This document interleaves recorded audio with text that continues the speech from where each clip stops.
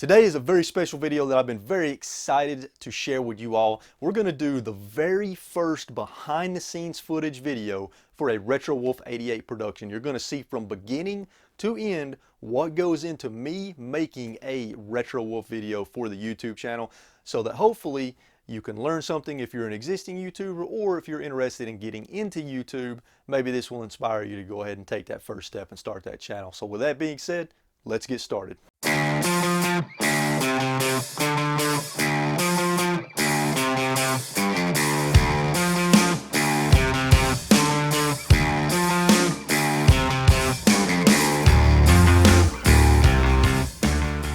Now, before we get into the nitty-gritty of the video, I want to give you a quick disclaimer. You're going to be seeing a lot of very expensive, high-end, high-dollar filming equipment in this video, but I want you to understand that you don't have to have equipment that's this expensive. You can buy the cheapest stuff you can find, or just use what you have, and you can still start a YouTube channel. So I don't want you to feel like you have to get all this expensive equipment. The only reason that I have all this expensive equipment is because I'm getting into filmmaking and videography, and I'm going to be starting a business and a production company. So I've been investing in equipment, and it's just the positive benefit of that is that I can use that equipment for the YouTube channel as well to increase the production quality of the YouTube channel. But you do not have to buy equipment this expensive. You can get stuff, everything you see in today's video, there is a super cheap alternative that you can get that will get the job done good enough for you to be able to start a YouTube channel. So I want you to keep that in mind. Second thing is, we will be recording this video on my cell phone, which is a Samsung Galaxy S10.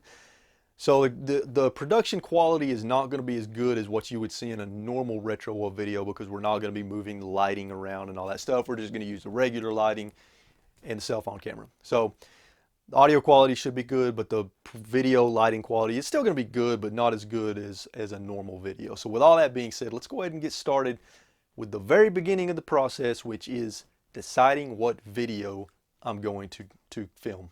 So it all starts with a video idea, right? And on my channel, I have a lot of regular video series that I do regularly, like GameCube Gallery, doing interviews with other collectors, doing game room tours, upcoming Switch games. I've got a lot of series that are just a regular occurring series, but I also like to come up with new video ideas.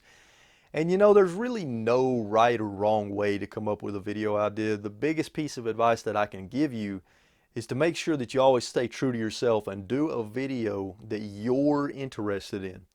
I think, and this is just my opinion, some people may agree, some people may not agree, but I think the most important thing about being a YouTuber is to do it ultimately for yourself. Make a video that makes you happy, that you're interested in. Don't make a video to try to appease your audience or appease other people, because if it's not something you're interested in, you're not going to be able to put as much passion into it, and the end result is not going to be as good. So when you're coming up with a video idea, you just want to think about the things that you're interested in, the things that make you happy, the things that bring you joy, and those are the things that you want to turn into video ideas. Now, the video that you're going to be seeing behind the scenes footage of today in today's behind the scenes video is my GameCube first person shooter video part 2. Part 1 came out a while back. Part 2 is already out now by the time you watch this. So what's cool about that is you'll be able to watch this behind the scenes video and go watch first person shooter part 2, and you'll be able to see what the end product looks like after you've seen the behind the scenes footage video. Now, my idea behind that video was, I have an amazing GameCube collection. I have every single GameCube game, every single Black Label North American GameCube game. So because of that, I wanted to do a lot of GameCube videos. I want to educate people on the GameCube, what games are on the GameCube, what's available to play, information for collectors, all that good stuff. And so I decided I wanted to showcase all of the first-person shooters on the GameCube. There were 22 of them, so I decided to split it up into 2 videos. First video covers the first 11. Second video that we're recording today for this behind-the-scenes footage is for the last 11 first-person shooters. And basically, for this video, I'm just briefly covering each game, giving general information about each game, like when it was released, what the Metacritic score was, how many missions are in the game, if it has multiplayer, and then kind of my initial impressions and thoughts on the game. Now, one thing that me and my partner on the YouTube channel, Devin, one thing that we do is we plan all of our videos well in advance. We have a Google Sheet set up. You can make a free Google Drive account with basic storage, and you can set up a Google Sheet, which is basically like an Excel spreadsheet, except it saves automatically to the cloud. We plan our videos ahead of time. We have the release date for the videos, who's editing it, what status it's in, any notes about the video, and then of course the video title itself. So this enables us to know well ahead of time what we need to film, when we need to edit it, when we need to have the thumbnail ready, all that good stuff. And I would highly recommend that you do something similar to stay organized. And you don't have to. It's totally personal preference. If you don't want to have a video schedule, you don't have to have a video schedule. It works for us because it keeps us organized and it gives us goals to work towards, and it helps us know, what we need to do in order. But, it may not work for you. It's really just your personal preference. Now, there's two different ways to really do a YouTube video. And those two different ways are, it can be scripted or it can be unscripted. And there's kind of a bit of a middle ground where some of it may be scripted, and part of the video may be unscripted, right? For me personally, whether or not I script a video versus not depends on the video. Okay, so for example, for today's video, it's going to be a scripted video. I've completely written out the script, and I'm going to show you that in just a second. But some videos, like for example the Mama Retro videos, those are totally unscripted. The video where me and my cousin Nathan talk about our top 5 gaming memories, totally unscripted. So some videos I decide to script, some that I don't. Any kind of review video or upcoming Switch games video, anything like that, I script them because when I write a script for a video, it helps me keep my thoughts organized and in a logical order. If I try to do a game review unscripted, and I've done it before in the past on the channel, and I didn't like it because I was all over the place. My thoughts weren't organized. They weren't in a nice logical order. They were just all over the place. I would think of a thought, blurt it out. Later on in the video, I might think of something else to talk about for gameplay when I talked about gameplay earlier in the video. And it's just kind of scatterbrain, and I didn't like that. So when I started scripting the videos, it was much cleaner, flowed better, was easier to edit, and it just made the videos higher quality. But again, this is something that's a personal preference. Some people can do unscripted videos and do a fantastic job. Some can't. It really just depends on you and how comfortable you are with that aspect of the video. So that's something that you more or less have to figure out on your own, whether or not you want to do a scripted video versus an unscripted video. Okay, so whenever I script a video, me personally, I like to print the script off, which I'm going to show you in just a second. But you don't have to print it. If you don't have a printer or you don't want to waste the ink or the paper, you can upload it to Google Drive, and then you can look at it on your phone, or if you have a tablet, you can look at it on a tablet. Or if you don't have a phone or a tablet that has those capabilities, but you do at least have a computer, you can look at it on the computer. Worst case scenario, you can handwrite your script. Okay, so there's always an option for you to be able to write a script for a YouTube video and still be able to look at it if you need to. Now, how I do my scripts may be a little bit different than a lot of people do. Whenever I'm writing my video scripts, I decide ahead of time what lines in the script are going to be read on camera and what lines are going to be behind B-roll.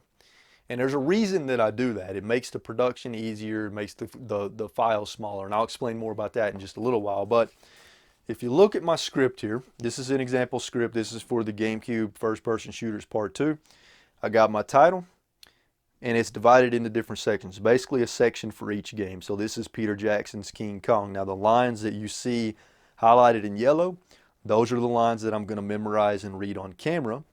All the other lines are going to be read off camera just to the microphone, and those are going to be the lines that are going to have B-roll behind them. Basically for this video, it will be gameplay from the game that's going to play whenever I'm reading off those lines during the script. And what that results in a, not only does it result in a video that's easier to edit because I know ahead of time where I'm going to put the B-roll, but it also makes it flow better when I'm transitioning between me on camera and the B-roll. It just creates a better flow. There's no jump cuts whenever I do a scripted video like this. There's pretty much no jump cuts. every kind of cut is hidden behind B-roll. So to the viewer, it seems like I'm just naturally going through the whole video with no cuts, when in reality there are a lot of cuts that have to be done in the editing process, which we're going to show a little bit later. But that's my process with a scripted video. Unscripted videos, I basically just kind of think about what I'm going to say. Unscripted videos typically have a lot more cuts that you have to make in the editing, because there might, as I'm editing it, there might be something that I said that I don't like, that I just want to completely cut out. Not only because I don't like it, but also maybe I want to bring the video length down. And then also, of course, naturally, if it's an unscripted video, you might have to take a moment to get your thoughts together and decide what you want to say next. Therefore, there would be some cuts in there at that point. But that's basically my process when it comes to picking a video idea, deciding whether it's going to be scripted or unscripted, and then if it is going to be scripted, writing out my script. And like I said, me personally, I like to print it off and use it because I don't like staring at a screen constantly whenever I'm looking at my script. Now sometimes I will, but most of the time I print it off. So now that we've gone over all of that, next thing I'm going to show you is all the equipment that I use and how I get it all set up. So let's go ahead and jump into that. Now real quickly, I wanted to show you where I store all my camera equipment. I store it all in my game room closet. I've got it all nice and organized on this shelf. Camera equipment here, here, here. It's all stored in the closet, easily accessible to where I can get, you know, if I need lenses, if I need microphones, if I need my camera, my tripod, anything like that, I can get to it really easily in the closet where I have everything stored. Okay, so when I'm getting ready to film my video, the first thing I think about is where in the game room do I want to film it, right? What do I want the backdrop to be? Most of the time, this is my backdrop, just because it's a really nice backdrop with a lot of games. So most of the time I choose this as my backdrop, but for the Mama Retro videos, that's my backdrop, okay? For GameCube Gallery, the GameCube games are my backdrop. So it really just depends on the video what my backdrop is going to be. Now for this video, for the first person shooter video part 2, this is going to be my backdrop. So we're going to get the initial equipment out, we're going to get the camera set up, and then we'll go on from there. Now when I'm setting up to record a video, the first thing that I set up is my camera. I get the framing just right. So we're going to start with that. Now I've got this tripod here. This is a really good tripod. It's a high dollar tripod. You do not have to buy a tripod this expensive. If you are interested in this tripod, however, I will leave a link to it. As a matter of fact, most of the equipment we talk about today, I'll leave a link to it in the description down below. These are not Amazon affiliate links. I'm not set up with that. So if you do buy something from these links, I don't get anything from those. I'm just sharing them with you in case you want to go look at the equipment. I can't remember the name of this tripod, but it's a very good tripod. It's very sturdy. It has a nice smooth pan, and it can hold a lot of weight, and it can go really high too. So great tripod. This is the one that I use for the YouTube videos. Now, the camera that I use is the Sony A7 III. It's a really, really, really good camera from Sony. It's an expensive camera. It's not cheap, but it is a fantastic camera. And again, you do not have to buy a camera this expensive to make a YouTube video. If you have a smartphone, you can just use your smartphone. Or you could buy a cheap camcorder on Amazon. You do not have to get an expensive mirrorless camera like this. The only reason I've bought a camera this expensive is because I'll be using it for video productions and filmmaking. So, but you don't have to use a camera this expensive. However, this is a fantastic camera. So if you do have the money to throw around, I can't recommend this camera enough. Now I will also be mounting the camera in a camera cage. And this is something that's not necessary for a YouTube video. I have the camera cage for videography and filmmaking to be able to have a nice versatile setup. You don't need this for a YouTube channel. It's not necessary. If you want to get one, great, but you don't have to get one. And then of course I'll be mounting this bracket to the bottom of the camera to go on the tripod. And then we've got my lens. Again, if you have a mirrorless camera, you do not have to buy a lens that is this expensive. It's not necessary. You can just get a cheap lens, like a cheap zoom lens or something like that if you have a mirrorless camera or a DSLR.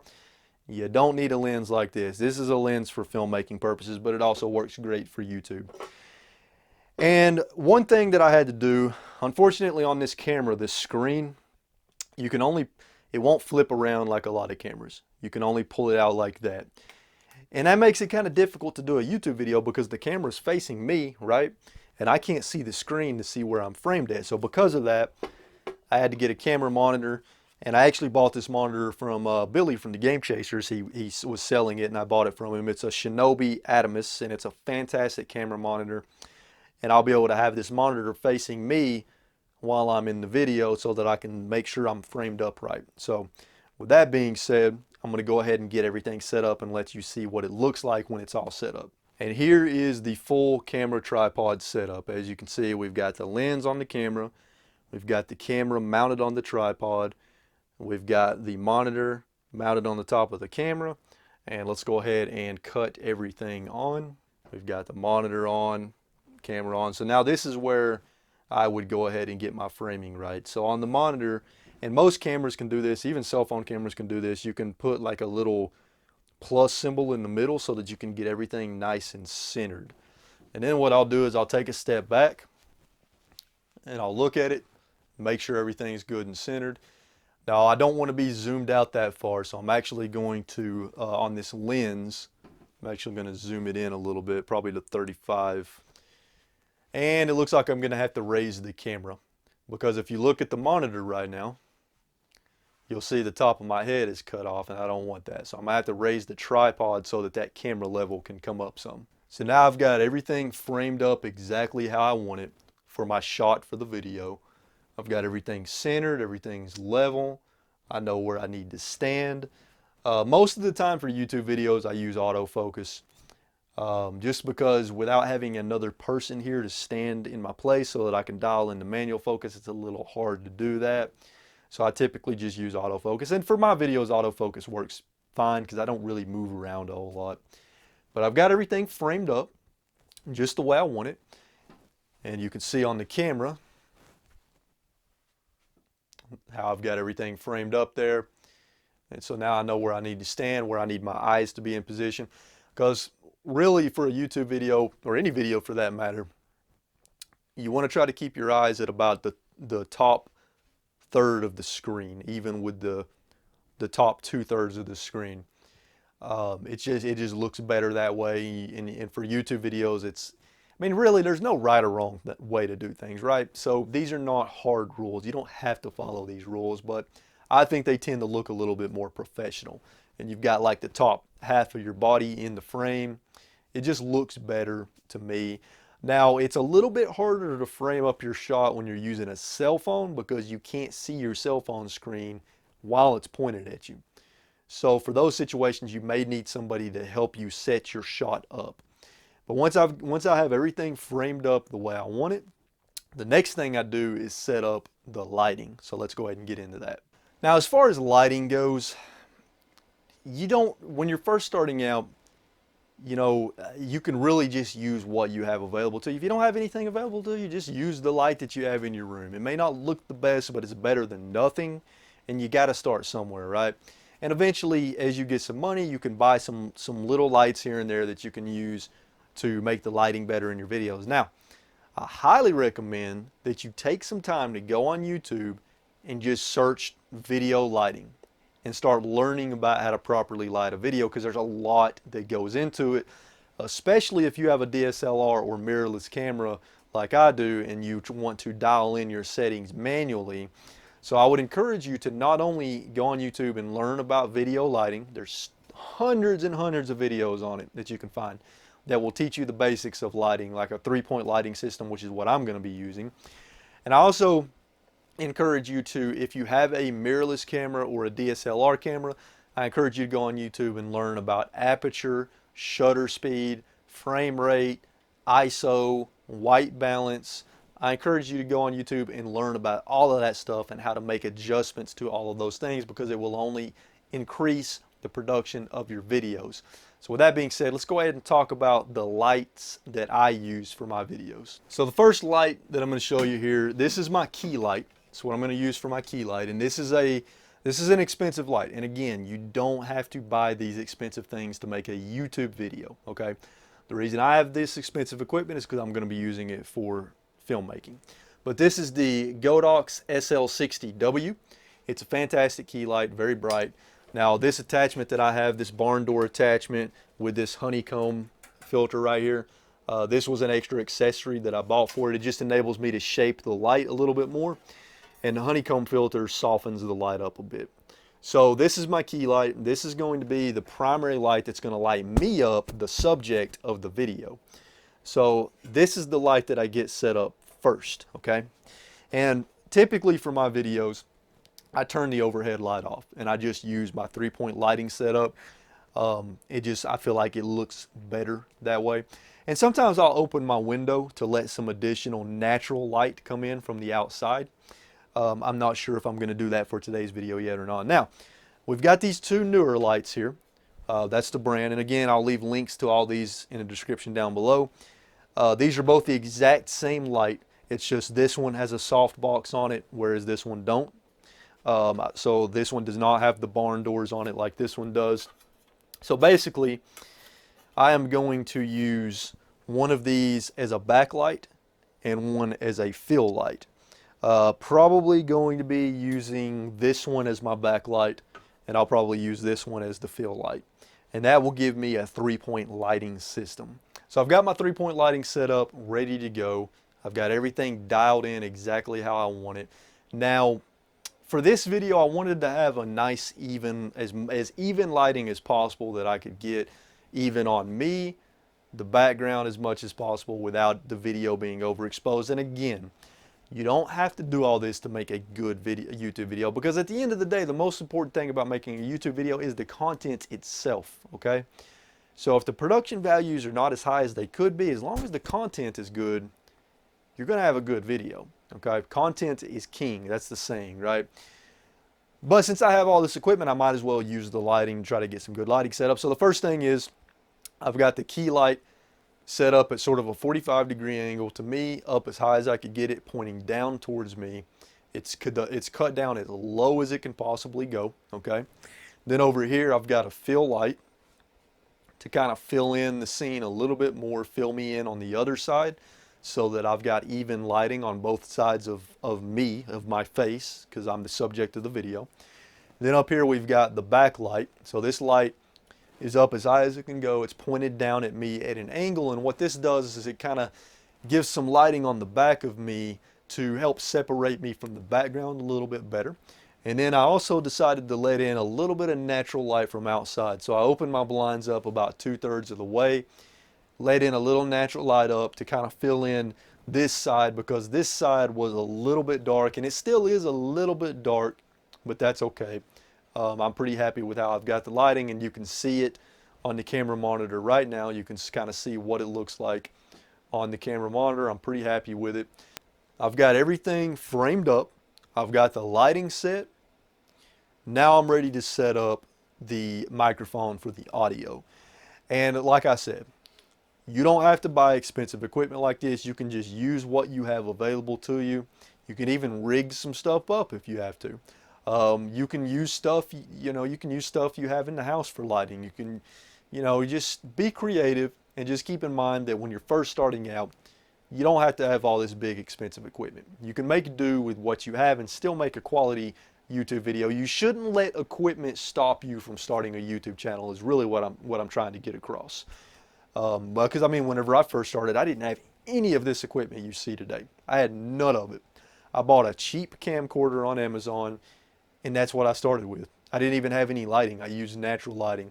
And over time, I started to acquire more equipment and up my production levels of the videos. So let's go ahead and jump into the equipment that I use for audio, and then how I get the audio set up. Okay, now just like everything I've talked about in today's behind the scenes video, for audio, you don't have to buy a bunch of fancy equipment if you don't want to. You could simply use the built-in audio on your camera, the built-in microphone on your camera, or the built-in microphone on your smartphone if you use your smartphone to film. Or you could, if you have a DSLR or a mirrorless camera, you could buy a cheap shotgun microphone to mount on top of the camera to plug directly into the camera. Or you could buy a lavalier mic. because lavalier mics, you can get a lavalier mic for pretty cheap, and you can just plug it directly into your phone, stick your phone in your pocket, and record audio onto your phone, and then pull it onto your computer when you get ready to edit. There's a lot of different options for doing audio. Now, what I used to do is I used to use this Rode shotgun mic mounted directly on top of my camera, and then plugged into my camera's microphone jack to record the microphone audio directly into the SD card on the camera, synced up with the video. This is a great microphone. I'll leave a link to it in the description down below. It's a little pricey, but it is a really high quality shotgun microphone that you can mount to your camera and use to record audio directly onto your camera. But because I'm getting into filmmaking and I'm starting a production company, getting into videography, I wanted to up my game a little bit and invest in some better audio equipment. So what I use is this beauty right here. This is the Rode NTG3 shotgun microphone. It is not cheap. It is a very expensive microphone, and it's probably overkill for YouTube, to be honest with you. You really don't need a microphone this expensive for a YouTube video. I bought it for filmmaking, and I might as well use it for YouTube to have pretty high quality audio. But again, you don't have to buy a microphone this expensive. Now, we also have the microphone stand that I mount it to. So I'm going to go ahead and actually pop it on there. So that's what the shotgun mic mounts to. And then we've got the XLR cable, which plugs into the back of the shotgun mic. And then finally, the XLR cable plugs into my Zoom H5 audio recorder, and the audio records directly to the audio recorder independently of the camera. So if you record your audio separate from the video on whatever camera you use, you have to sync the audio to the video in editing. Now, most video editors have a feature where you can auto sync the audio. For example, I use CyberLink Power Director. With CyberLink Power Director, you can simply select 2 clips and then click sync by audio, and it will automatically detect where those audio signatures line up, and it will sync them together, and then you can continue with your editing from there. And I'll actually show you that when we get to some of the editing portion. But Zoom H5 audio recorder, also pretty expensive, and it's not, you don't have to buy this. Now, there are cheaper models of the Zoom from Rode. There are cheaper models that you can get, and you know, they're perfectly viable options. Like right now, to record my audio for this behind the scenes footage video, I'm actually using a lavalier mic hidden under my shirt like that, and I'm recording directly onto this Zoom F1LP field recorder. It's also a little pricey. It's like 160 bucks, but it is a great way to get lavalier, good quality lavalier mic audio. But again, I cannot stress this enough, and I know I've said this over and over in today's video, but I want to make sure you understand you do not have to have expensive equipment like this to start and create a YouTube channel and create content and have a good YouTube channel. You don't have to have this equipment. It's just, you know, it's nice because you can increase your production levels, but content is the most important thing. So work on your content first, and then worry about increasing the production quality of your video. So now I'm going to go ahead and finish getting the audio set up, and then I'll kind of explain how I set everything up. Okay, now for this particular audio setup that I'm doing, I like to have the shotgun mic as close to me as possible, as high as possible, and pointed down at my mouth at an angle. Okay, that way, because these shotgun mics, it's really only going to pick up the sound that's directly in front of it. It could still pick up background noises to a degree, but mainly it's just going to pick up the sound that's directly in front of it. And I also got to make sure that it's not in the camera frame. And, you know, I can easily check that by using my monitor, and it's not in the camera frame. Now, obviously, if you don't have an audio setup like this, you don't have to worry about all this. If you just use a lavalier microphone, all you got to do is have it mounted. If you have a shotgun mic mounted on top of your camera, you just got to have it mounted and pointed towards you. But an audio setup like this is what I recommend, how I recommend setting it up. Have the microphone as close to you as possible, pointed at your mouth, without being on the camera frame. So I got my stand. I've got my Zoom H5 within easy reaching distance, so I can stop and start the audio as necessary. Another thing I recommend, if you're recording your audio separately from the video, I recommend, because it makes it easier to sync the audio in editing, especially if you don't have an auto sync button in your editor. I recommend once you start the video, clap about 3 or 4 times really, really loud. That'll create some spikes in your audio on both the camera and your external microphone, and it will allow you to sync up the audio easier using those spikes in the audio. So just a little tip for you to make it easier to sync that during the editing process. So at this point, I have everything set up that I need set up to record the video. So a quick recap, I've got my tripod set up, I've got my camera framed exactly how I want it to be framed, I've got my 3-point lighting set up, I've got my microphone where I want it. Also, you know, if you are using an external microphone, you want to dial in your audio levels because you don't want it to be too loud. So you want to make sure you're in a good range on your audio levels. And most external recorders, and even on your phone, if you're using your phone with a lavalier mic, most of them will allow you to see what your audio levels are as you're talking. So you want to make some adjustments to make sure that you're not peaking in your audio, because peaking sounds really bad and it's really difficult to fix in post-production. So I dial in my audio settings on my Zoom H5 to make sure I'm not peaking. And once I do all that, I'm ready to start recording the video. Now, for this particular video, even on my scripted videos, my intros and my outros for the video, I don't actually script those. I just kind of wing the intros and the outros, and sometimes it works and sometimes it doesn't. But for the actual script itself, the only thing that I'm going to be recording on video are the yellow lines.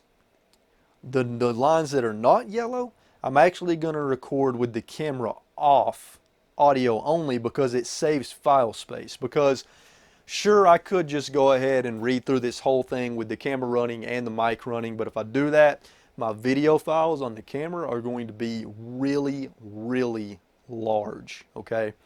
And I want to try to avoid that, because obviously larger video files are going to be harder to work with. They're going to take up more space on your computer. So the yellow lines I'm going to record on camera along with the intro and the outro.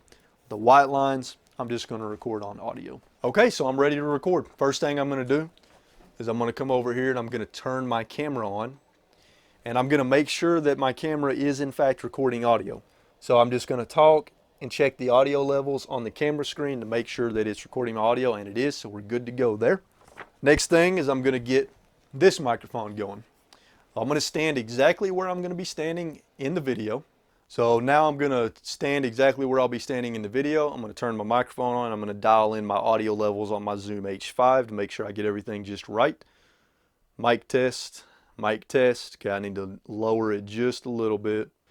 Okay, so I've got those audio levels right. So now I'm going to start the recording on the Zoom H5, set it to the side, off frame.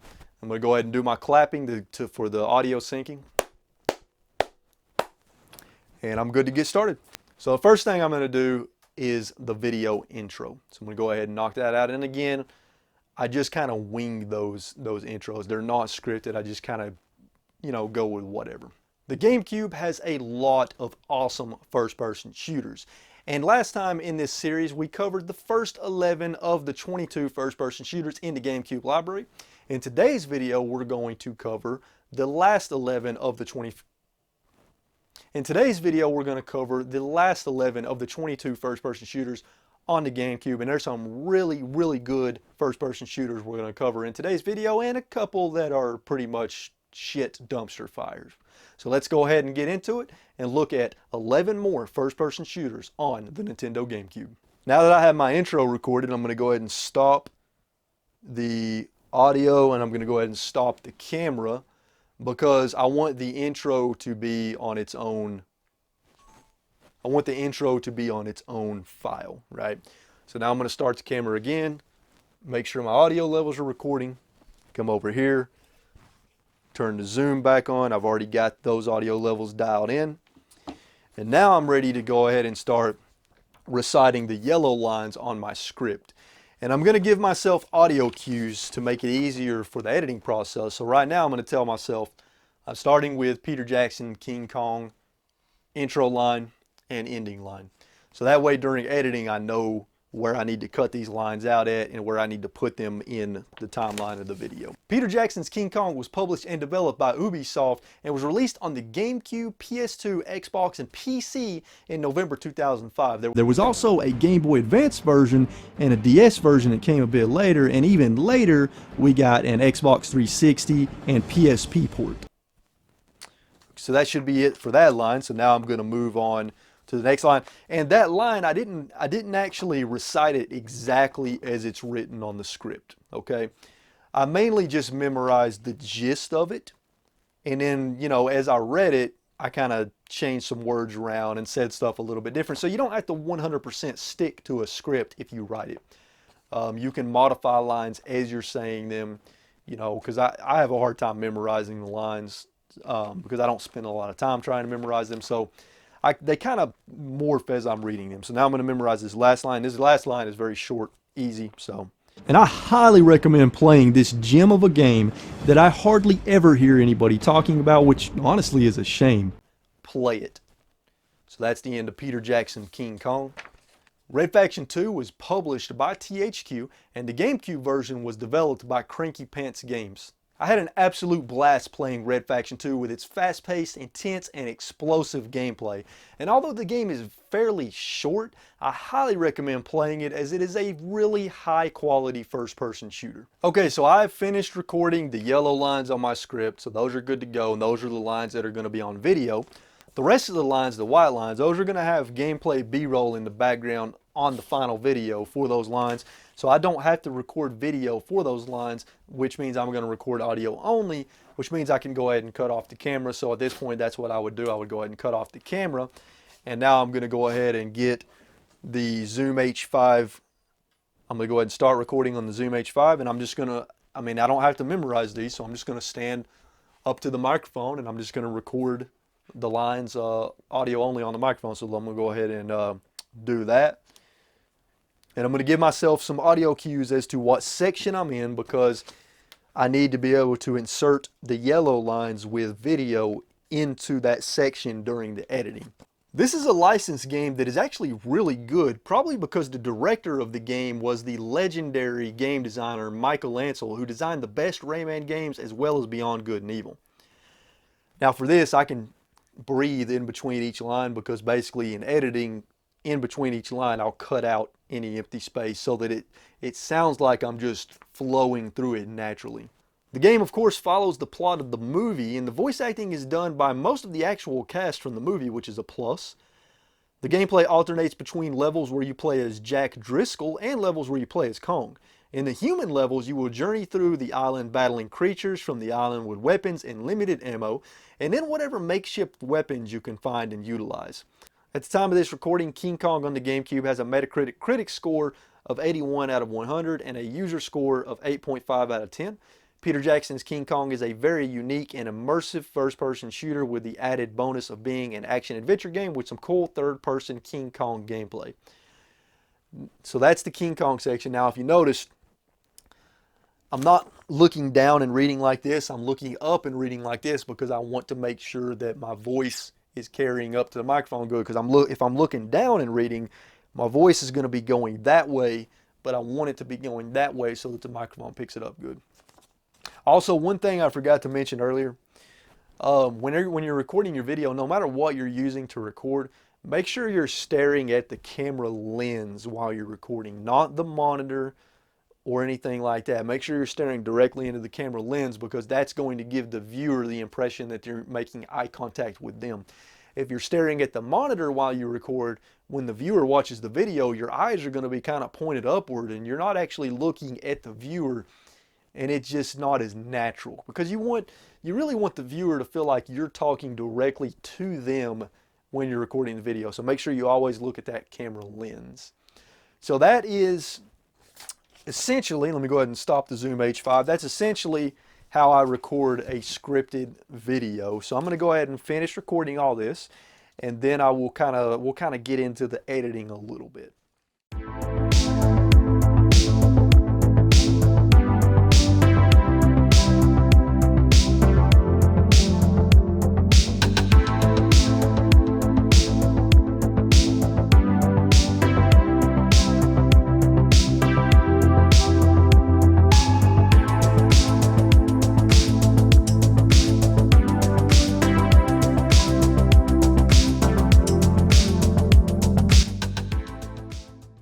And of course, once I'm done recording everything, you know, before I do any editing, I break down all my equipment and put it all back up.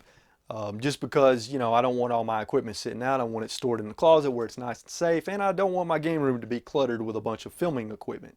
So that's going to be the next thing I do before I actually start editing. Okay, so I'm not going to go into a whole lot of detail about the editing. I'm just going to show you guys just a few quick things. So I've got all my files here, right? So there's my 3 video files, and then I have 1, 2, 3, 4, 5 audio files.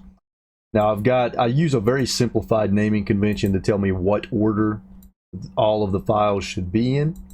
So we've got our video file 1, which is basically the intro to the video, and then we've got audio file 1A, which is the audio, the good audio that should be edited with that video file, so on and so forth. So we've got 2 audio files that are just audio only, and that's where we were just reading off the white lines to the microphone without the camera actually turned on. So I'm going to go ahead and move all of these files over to Cyberlink. And essentially for the video files that need to be synced with an audio file, like this one and this one, this one and this one, this one and this one, very simple. So I'm going to drag my video file down to the timeline. I'm going to drag my audio file down to the timeline. In the second area down here, I'm going to select both of them by holding down Control and selecting both clips, or I can just click my mouse in an empty area, hold it down, and drag the square to select them both. And it is as easy as simply clicking Sync by Audio. And it takes a few seconds. It takes longer depending on how long the audio clip is. So now they're synced. So now I just got to chop off the end. So I'm going to click this clip so that it puts me at the very beginning of this audio clip. And then I'll click this clip and hit Control T to split it. So I can delete this because this is just where the camera was rolling before I actually started recording the good audio. So I'm just going to delete that clip. And then I got to move to the end and do the same thing. So I'm going to click this clip and click End on my keyboard. Click that clip, Control T to split or trim. Click that trimmed clip, delete it. So now I got to get rid of the audio that went with the video because I don't want that to be included, obviously. So I'm going to right click and I'm going to do link/unlink video and audio, and that's going to split the video portion from the audio portion. So now I'm going to delete the audio portion and I'm going to drag the good audio back up here with the video. And if I wanted to, I could go ahead and select both of these, right click, and link them back together, but I usually just leave them unlinked. Now at this point, I would be ready to go ahead and trim the dead space out. So I like to stretch my audio track way down so I can see all the waveforms, and then I also like to stretch the timeline out to about 2 minutes. And what this allows me to do is it allows me to see, to position my cursor, you know, far more accurately to do my audio trim. So what I'm going to do is I'm going to find the portion when I actually started doing the intro, which should be right here. So let me play that and make sure. Yeah, so I'm going to position my mouse, I'm going to position my line right there, and then I'm going to press Control T, so that split all the clips, and then I can delete these because that is where it actually starts. So now at this point I would go ahead and trim out any dead air. So let me go ahead and play this clip. Okay, so I found a section where I actually restated a sentence. So I'm going to find where that sentence originally started, which was right here.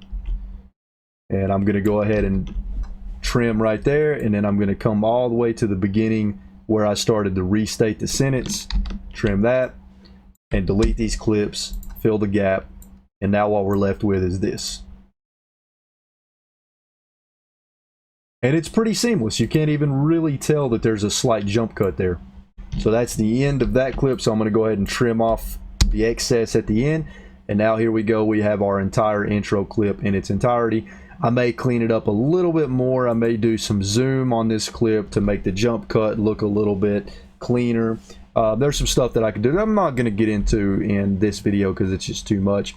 So we're going to jump ahead a little bit into editing so that I can show you a few other things. And we are back. So at this point, I have added my intro, I have gone through every single clip in the video, and I've cut out every single bit of dead air, every single part where I'm breathing too long, so that it's one fluid video with no stops, and it moves through nice and smoothly. And I've added my end card. So as you can see, you'll see the parts with me on video, and then you'll see parts where there's no video clip. Now the parts where there are no video clips, that's where the gameplay / B-roll will be added. So at this point, all I have left to do is to add the gameplay B-roll. I have to add music to the video because I want to have background music. I have to add transitions between games because I like to have nice little transitions between each game to make the video flow better. And then I just need to add any green screen effects. Then I'll give it, of course, once everything's added, I'll give it one complete watch through to catch any mistakes, fix those, and then I'm good to go ahead and produce it and upload it. So this video is very straightforward to edit. There's not much to it at all, a video like this. Some videos are a little bit more complicated to edit, like the Mama Retro videos, but videos like this are not too bad. And like I said, I wasn't going to go through a lot of detail on video editing. There's plenty of videos on YouTube for that, and I'm definitely not going to be a good teacher on that. But this at least gives you a very broad idea of what goes into editing one of my videos. So there you go, everybody. That is a full behind-the-scenes look at a RetroWolf88 video. I hope you enjoyed the video, and if you stuck through to the very end, thank you so much for watching, and I hope that you learned something. I hope I was able to help you out in some way, or if you're thinking about starting a YouTube channel, I hope I was able to inspire you in some way. And if you enjoyed the video, hit the like button. And if you have any questions at all about anything that you've seen in today's video, whether it's the equipment, how I set stuff up, something with the editing, any questions at all, throw those in the comments down below, and I will be sure to answer those questions. And again, I appreciate you watching. And if you're new to the channel and this is your first video watching on RetroWolf88, consider subscribing so that you can join the RetroWolf family. And as always, folks, stay safe out there, keep playing games and having a good time, and I'll see you all in the next video. Later.